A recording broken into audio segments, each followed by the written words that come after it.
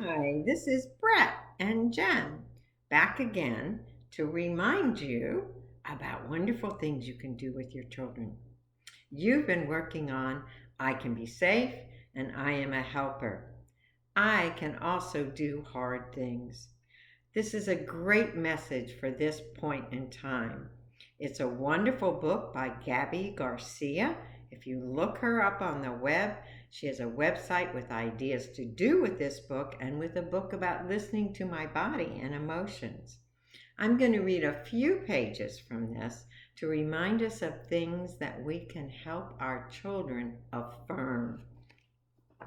You know, our brain is pattern seeking, and the pattern it seeks is very negative. It constantly tells us of all the things that we do wrong rather than right.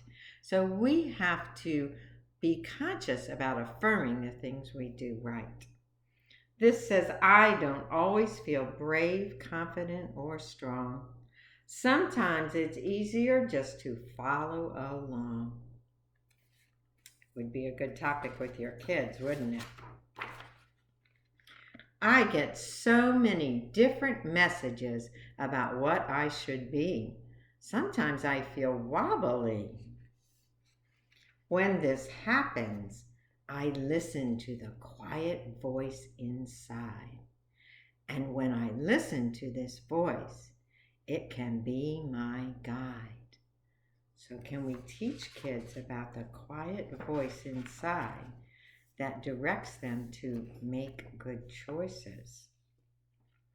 I can be a friend to myself. Well, what does that mean? How do you be a friend to yourself? You be a friend to yourself by reminding yourself of the good things you're doing. I can feel all my feelings.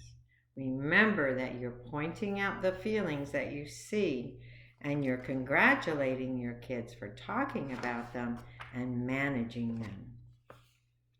I can be myself. Another great poster to make. What are all the good things about yourself? Let's make a poster for each child and cut out pictures or draw paintings, play games about all the good things you are. And then remember during the day to comment on them. I can apologize. A great skill we need to learn to be a good friend, right? It's a hard skill, but to really say, oops, I made a mistake and I am sorry is a hard lesson to learn. I can also forgive, and forgiveness is another good topic of conversation right now. I can listen to understand different points of view. Now, research proves that until we can understand that other people think differently from us, we're not very good problem solvers and we're not very good conflict resolvers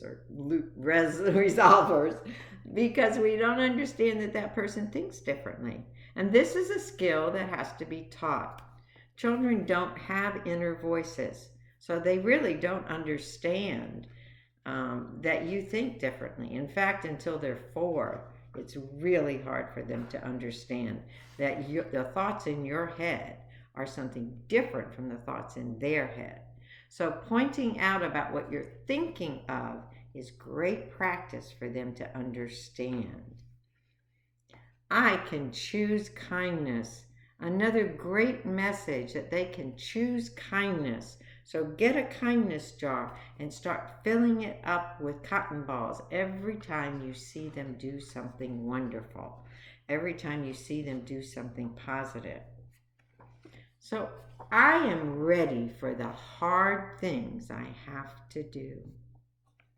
And please remember, so are you. So that was only part of the book, and maybe I'll share other pages on a different day, or you can go on the website. But remember, it's really wonderful to your children to recognize the good things that they do. Teach them to make positive affirmations throughout the day. When they're frustrated, recognize that emotion and say, you can do this. you can solve this problem. You can come and you can do something different. We had our children, we read this with a group of with many groups of 4-year-olds, and they made a book of affirmations about all the things that they could do differently. So this child talked about being brave and how he could be brave by going to school. Another child said that they could listen to their little sister. So we got some really good responses. So make a positive affirmation book with your children, or make bracelets that say, I can do certain things. And I will see you next Tuesday.